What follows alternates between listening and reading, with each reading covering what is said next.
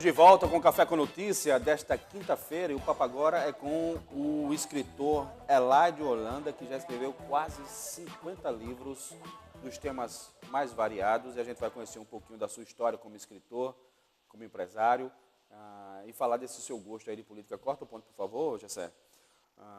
Desse seu gosto, como começou essa trajetória aí pelo mundo das letras. Bom dia, Eladio, seja bem-vindo aqui ao Café com Notícia e a TV Master. Bom dia, Marcos. É um prazer para mim estar aqui no Café com Notícia e mais uma vez aqui na TV Master, né? Você é construtor, jornalista e escritor também, com quase 50 livros publicados. Como é que dá conta de tudo isso? Na verdade é uma correria, né? Eu estava até dizendo em off aqui para você, né? Que é uma correria. Eu construo lá em Lucena, são casas populares ou casas para veraneio, né? Que as pessoas gostam muito de comprar, pela minha construtora própria mesmo, né? A HG Eladio Holanda Construções.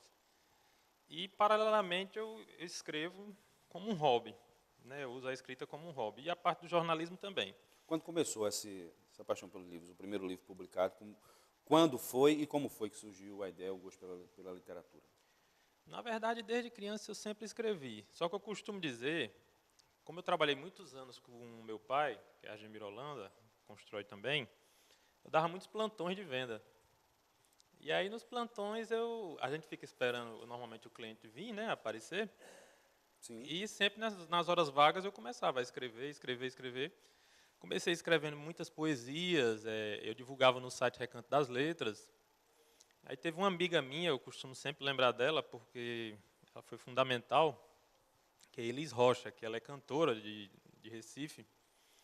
E uma vez eu mostrei um texto a ela, numa brincadeira, e ela disse, por que você não divulga esses seus textos? Isso foi mais ou menos, eu acho que em 2008 para 2009, né, por aí. Aí eu comecei a divulgar. Primeiro foi como uma brincadeira. Aí veio uma editora chamada Beco dos Poetas, aí me convidou para lançar o primeiro livro solo, se chamava Quem é Ele? E logo em seguida não parou mais. Aí as pessoas às vezes me perguntam, né, não, como tantos livros assim em tão poucos anos, né, de 2010 para cá? Eu tinha muitos textos guardados, desde a época da máquina de escrever. Um desses livros aqui, por exemplo, eu fiz na máquina de escrever ainda. Qual deles? Esse daqui. O do Michael Jackson? Michael Jackson, um mito. Hein? Eu fiz na máquina de escrever. Aqui, com quem é que vem? O John? Pode falando. Eu fiz na máquina de escrever e depois eu transcrevi pelo computador, né? Mas esse livro aí eu comecei a digitar ele em 94, datilografar ele na máquina de escrever ainda. Que eu acompanhava sempre a carreira do Michael Jackson. E fui escrevendo a história dele e, com o passar dos anos, fui somente atualizando, né? E você escreve sobre temas variados, televisão, esporte, também todos esses temas. Eu gosto mais de escrever sobre esporte, né? Mas eu abranjo todos os temas. Poesia, tem livro infantil, tem livro de biografia, tem muitas biografias também. Eu estava até comentando com você também, off, a do Romário, né? Sim. E muitas delas chegam até o próprio artista, né? Que para mim é muito gratificante. Principalmente assim, quando o artista ele adquire o livro, alguns deles, como por exemplo o Carlos Alberto Nóbrega, né, da Praça é Nossa, que é um cara consagrado, eles até enviam as fotos para mim, pelo e-mail eles com o livro. Gostam do que vem lá. Foi. Inclusive até o SBT fez uma homenagem para mim e fez uma brincadeira, né? Chamando o escritor das celebridades. Inclusive você virou amigo do Silvio Santos. Como foi isso? Conta essa história, como foi esse encontro com o Silvio Santos, que você esteve lá no palco do programa do Silvio Santos, falando sobre o livro que você escreveu sobre ele também. O livro foi esse daí. Silvio Santos, o mestre, o gênio da televisão mundial de Alânio Holanda, mais uma obra aqui do Alânio, que o levou ao palco lá do programa Silvio Santos. Marcos, foi uma experiência incrível, né? Do Silvio Santos eu escrevi o livro dele, normal, né, para homenagear por todo o trabalho que ele já fez, tudo que ele representou na TV brasileira, que eu costumo dizer que a Hebe foi a primeira dama, né? E o Silvio Santos foi vamos dizer assim, o top, né, da televisão no Brasil, né? Sim. E assim, eu fiz uma homenagem simples. Se você reparar de todos os meus livros aí, esse é o mais fininho, mais simples, uma homenagem simples, né? Então eu não esperava que ia ter repercussão nenhuma. Eu fiz o livro, um resumo da carreira dele, Só que, para minha surpresa, ele acabou descobrindo, foi a Patrícia, a filha dele, que acabou levando esse livro até ele. E aí ele acabou telefonando para mim, que foi algo também meio que surreal, assim. Já pensou? Costumo- Está em casa e recebeu um telefonema do Silvio Santos. Eu estava Você em pensou que casa, era trote, pegadinha no eu começo? tinha acabado de chegar da obra de Lucena, né, em casa, não ia nem atender o telefone, porque São Paulo eu achava que era oferecendo planos, essas coisas de propaganda, telemarketing. E quando eu atendo a ligação, não, alô, é o Silvio Santos, eu queria falar com o Eládio. Então, para mim, foi algo muito surpreendente. Assim, a humildade dele, foram 48 minutos no telefone, ele conversando, a paciência, ele anotou meu endereço, me deu o telefone da assessora. Nossa. Né, foi incrível, realmente. E conhecer ele lá pessoalmente foi mais incrível ainda, porque ele é uma pessoa que ele traz uma luz incrível. Logo quando ele chega, a gente nota a equipe, assim, aquela empolgação da equipe para trabalhar com ele, né? E foi ele até que... Então não é um personagem aquilo que ele faz no palco, aquela espontaneidade, aquelas Não é um brincadeiras. personagem. Ele, inclusive, na ligação, ele até comentou qual seria meu próximo livro. E eu falei para ele que eu estava fazendo um livro sobre a TV aberta. E ele disse, olha, eu quero esse livro aqui. Mesmo que não dê tempo quando você vier ao programa, né, mas eu quero que você me envie depois, que eu vou comentar do livro no programa também. E, assim, acabou que eu fiz o livro, A Magia da TV Aberta, e chegou até as mãos dele, e ele fez questão da assessora mandar a foto dele com o livro para o meu e-mail, né? Porque lá em São Paulo está com um problema, né, as Sim. operadoras de TV a cabo, com Isso, algumas verdade. emissoras, e ele disse no telefonema, né, não, é fundamental e tal que você me mande esse livro, que até vem num momento bom, né? Fala um pouquinho desse livro sobre a TV aberta, a magia da TV aberta que você escreveu e que inclusive fez um capítulo à parte sobre a TV Master, que é uma TV que funciona em canal fechado. Fechado. Por que você fez essa diferença, TV Master? Exatamente, pronto. A TV aberta, eu costumo dizer assim, eu fiz o livro da TV aberta porque eu acho que a televisão ela nunca morre, é como o rádio. O rádio que agora está voltando com mais força, né? Deu uma queda no rádio, né, por causa da internet, e agora está retornando com mais força. Normalmente o pessoal encaminhada está voltando a escutar, né, o rádio. Essa foto aí é a que eu falei, né, na homenagem do SBT, Sim. que chamou o escritor das celebridades. Né? Aí esse livro da TV aberta é para resgatar a importância da TV aberta, porque assim a gente costuma ver o YouTube, ver outros meios de comunicação, mas a gente sempre volta para a TV aberta. E a TV fechada também, em consequência. A TV Master eu coloquei como um capítulo à parte, eu coloquei como um bônus. Porque mais no futuro eu pretendo fazer um sobre a TV fechada. Coloquei ela como um bônus pelo trabalho, não é porque eu estou aqui né, na própria TV Master, mas pelo trabalho dos profissionais envolvidos, pelo trabalho da TV Master, por ser uma TV da gente. Né? Aí eu coloquei alguns extras no livro, que foi da TV Master, da extinta Rede Manchete, né? E foi mais como uma homenagem pelo trabalho do grupo Alex Filho aqui na Paraíba, que nós temos que realmente enaltecer o que é da terra, né? Verdade. É uma TV que o slogan é maravilhoso, né? Feita por paraibanos para paraibanos. Você escreveu um livro também interessante que é As 150 cidades mais bonitas do mundo, dentre a que o autor conheceu, ou seja, as cidades que você visitou em todo o mundo e que você trouxe aqui essa referência. Como é que funciona esse livro? O que você traz nele? Na verdade, esse livro aí, como eu já dei uma boa rodada em vários locais, até por ter alguns parentes que moram fora, né? Eu quis resgatar o seguinte aí nesse livro, as 150 cidades. Na verdade, eu quis trazer ao público que, independente de ser uma cidade, Sapé, Areia, Nova York, cada cidade, cada território tem seu valor. Eu acredito que todas as cidades, eu acho que têm sua beleza e a gente tem que apreciar. E a ideia desse livro veio baseado em uma das minhas viagens. Uma pessoa comentou, não, mas essa cidade aqui é uma cidade bagunçada, é uma cidade que não tem belezas naturais e tal. E aí eu disse para essa pessoa, olha, cada cidade tem seu valor, cada cidade tem sua beleza. depende muito do momento, né? Depende muito da ocasião, mas cada cidade tem sua beleza. E a ideia foi essa, né? Colocar desde Nova York, Washington, Londres, até Areia, interior do Ceará, Então Russas. você não incluiu só cidades internacionais. Todas as cidades que você passou no Brasil, na Paraíba, no Brasil e no mundo, é isso? Todas as cidades. Eu coloquei numa sequência das 150 das que eu achei mais bonitas, né? Claro que a gente não vai ser demagogo aqui, né? Tem muitas cidades de fora que são bem mais bonitas que outras cidades, mas assim, a ideia é realmente homenagear todas essas cidades e mostrar que nós temos o interior da Paraíba Todas elas lindo. você visitou. Todas elas eu visitei. Nós temos, por exemplo, Marcos, Guarabira, que tem a estátua do Frei Damião, que é um dos monumentos mais altos do país, né? Um dos Sim. mais altos do mundo.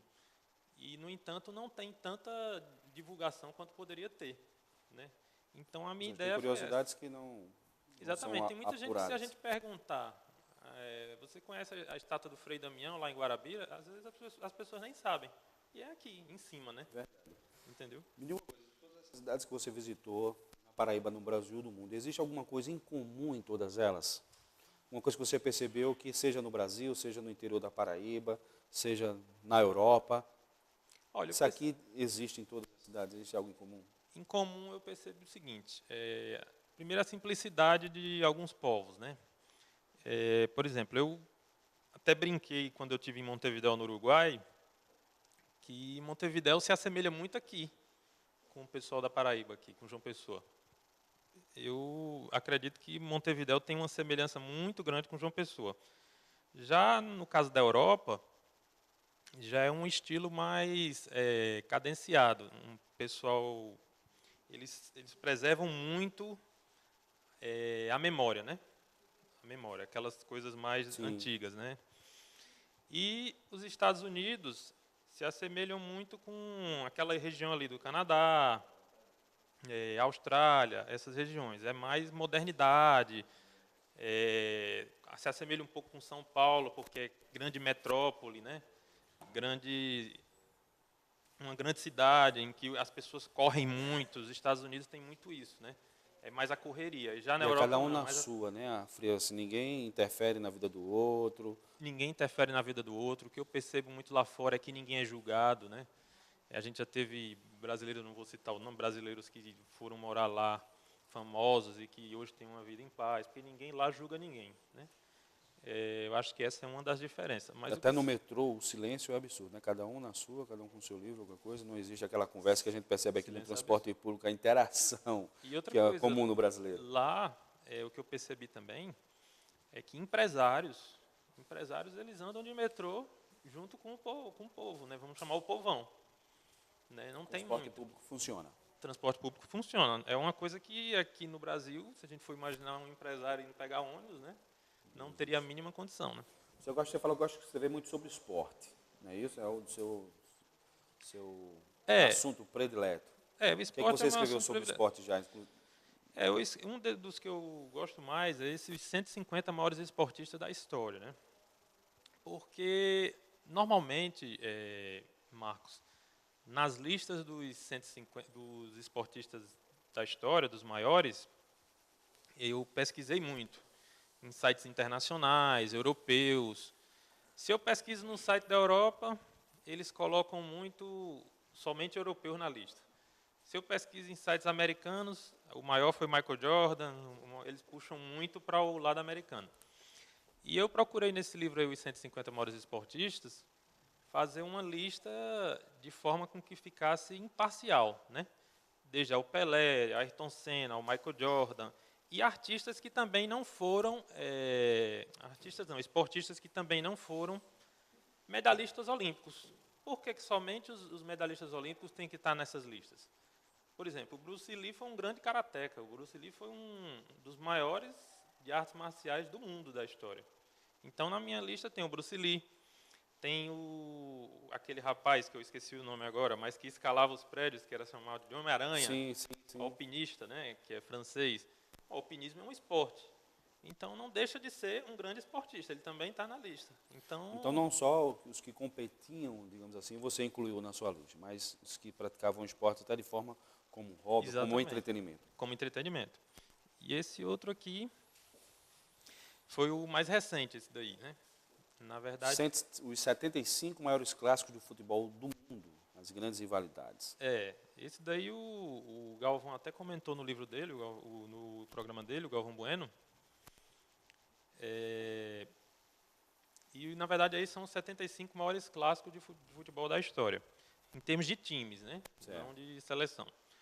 Também é mais ou menos no estilo desses os 150 maiores esportistas. O que acontece? Nas listas lá de fora, eles têm uma mania que eu acho isso aí erradamente, né? Eles desmerecem um pouco o continente americano. E o continente americano, nós temos 9 títulos mundiais. 5 do Brasil, 2 da Argentina e 2 do Uruguai. Sim. Não pode ser desprezado isso. Forma E, normalmente, os grandes clássicos, eles colocam sempre clássicos europeus, clássicos nas listas deles, né? As listas dos maiores clássicos. E nesse livro, não. Nos 75 maiores clássicos, eu procurei também a imparcialidade em primeiro lugar, né? Porque a gente aprende com o jornalismo. E coloquei os clássicos do mundo todo. Desde um clássico no Egito, como Zamalek e Al-Ahly, por exemplo, que é um dos maiores clássicos lá do Egito, que envolve religião também, passando por um dos maiores clássicos que a gente tem aqui no continente americano, fora os do Brasil e Argentina, né, que é indiscutível, Sim. que é, por exemplo, Peñarol e Nacional, no Uruguai, que para o país, né, quando tem o clássico. Então, o legal desse livro, realmente, dos 75 maiores clássicos, é isso aí, é a imparcialidade da gente conhecer todos os grandes clássicos do futebol mundial, né? Você fala de política também? Já escreveu sobre política? Olha, política não é muito meu forte. Eu não gosto muito de falar de política. Só que a gente está numa situação do país tão difícil. O brasileiro teve que aprender a falar de política na marra. Né? Que aí eu digo, rapaz, o que é que vai ser da gente em 2018? Né? O que é que a gente vai fazer em 2018? Como é que vai ser o futuro do nosso país? Então, assim, para esclarecer um pouco para a população, até para mim mesmo, né, que não me envolvo muito com política, eu fiz uma grande pesquisa sobre os futuros candidatos à presidência de 2018, que é nesse livro aqui, O Presidente. Que, inclusive, até me encontrei com Jair Bolsonaro, um dos candidatos, e ele gostou muito do livro e tal, recebeu o livro, que fala sobre todos os possíveis candidatos a 2018. Lula, Aécio Neves, Marina, todos esses detalhadamente, os prós e contras, né? Você traz só o perfil? O perfil, não, a história deles, né? Os prós e contras. Né? Espero que uma até boa fonte 2018, de pesquisa para 2018 aí. Espero que até 2018 eles estejam elegíveis, né? Verdade. Muitos deles não estarão. Muitos deles talvez não estarão aí, né?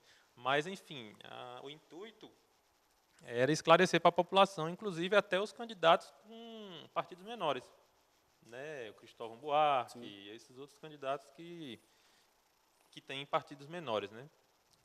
O espaço para cada um deles foi proporcional ou foi... Não, foi proporcional. Uma coisa que foi importante você ter falado isso, porque uma coisa que eu friso muito, tem um livro até meu que eu não trouxe, o Planeta Mundo, é que eu não gosto de dar um espaço a mais para certo tópico e para outro não. Então, assim, eu procuro... Você tem essa preocupação de manter igualitária a disponibilidade. Eu falei do Planeta Mundo especificamente porque no Planeta Mundo eu contabilizei 293 territórios, porque existe uma dúvida de quantos países existem no mundo, né? É como se fosse um atlas. E muita gente me falou, não, você botou só uma página do Brasil, né? O livro ia ficar muito grosso, claro, também foi um dos motivos. Mas também, assim, a minha ideia era justamente igualar todos os países, desde um país na África, a um país asiático, a um país brasileiro, mostrar que todos nós somos iguais. Então, todos tiveram o mesmo espaço, o livro. Uma página para cada, ou foi uma a 2 páginas, eu não estou lembrado agora, mas mostrar que todos os territórios são iguais, que cada um tem sua peculiaridade, né? Para fechar, vamos falar um pouquinho do lado do jornalista. Já falamos do construtor, do escritor, do jornalista. Você me parece que é conhecido também por conseguir entrevistar celebridades. Como é que você consegue furar aí e chegar até elas? Na verdade, é porque eu escrevo para o site Recanto das Letras e lá tem uma seção chamada Entrevistas, né? Então, começou, na verdade, com uma brincadeira. Eu mandei uma mensagem na época para a Luana Piovani E ela me respondeu, surpreendentemente, né? Então, eu fiz uma entrevista com ela, isso foi em 2012, se eu não me engano. E aí começou com ela respondeu e tal. E aí, como a gente não tem muito tempo também, porque eu faço por hobby, né, por Sim. conta da construção, comecei a fazer entrevistas escritas. E aí passou por Luana Piovani, o Derico, que foi, né, do Jô Soares, Saxofonista do Jô. saxofonista do Jô, o Ariel Palacios, que para mim foi uma das grandes entrevistas que eu fiz, que ele é argentino, é um Jornalista da Globo News, que participa do Estúdio I todos os dias e ele com me a Maria ligou de Beltrão. lá da Argentina, que foi, para mim, uma grande honra. Ele foi um dos únicos que fez a entrevista por áudio, né? Que para mim foi muito gratificante. Agora, recentemente, teve a entrevista da Nádia Haddad, né, do SBT. Está no SBT agora. E teve uma última agora da cantora Marina Elali, né, que é uma cantora também que eu admiro bastante. Então, as entrevistas surgiram, na verdade, de uma brincadeira. E, normalmente, eu não sei se eu dou sorte ou não, mas eles sempre me atendem com muita cordialidade, né? A gente tem que ter um pouco de paciência, Claro. entender que o artista ele tem assessores, tem muitos afazeres, né?